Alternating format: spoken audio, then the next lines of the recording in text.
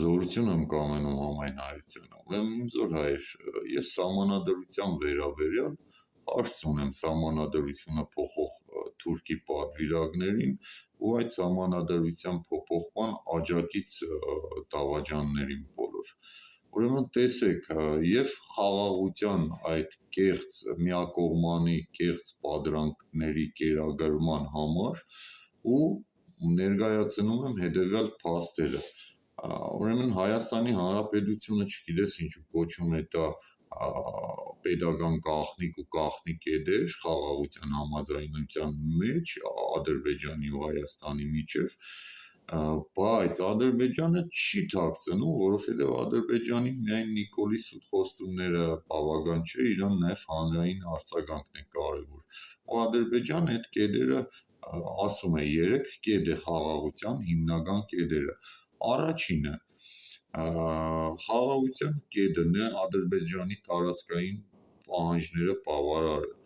իր ամբողջ։ Երկրորդը այդ տարածքայինը բոլորդ գիտեք։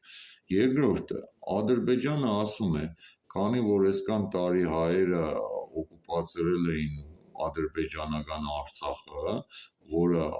հայերը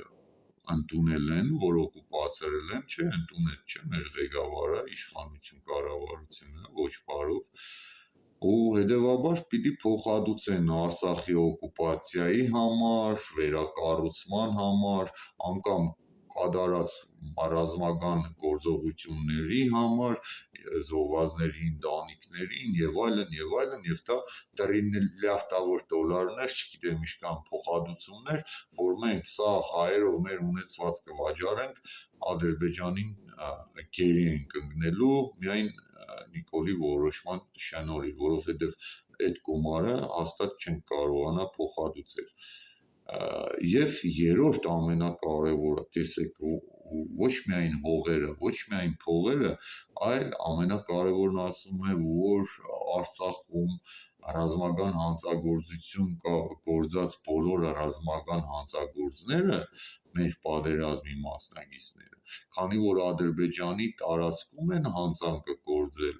Ադրբեջանի օրենսդրությամբ Ադրբեջանում էլ պիտի կրեն պատասխանատվություն իրենց ռազմական հանցագործության համար եւ 100,000-ից առավել արդեն պեշտեր ու կաղուտներ է պատրաստել նորը կառուցել մեր պատերազմի մասնակիցների համար։ Սա է խաղաղության միակ 3 պայմանը։ Հիմա մենք փոխում ենք սահմանադրություն ընդունելով խաղաղություն, որ տանք հողերը, փողերը ու տեղեքին, այո։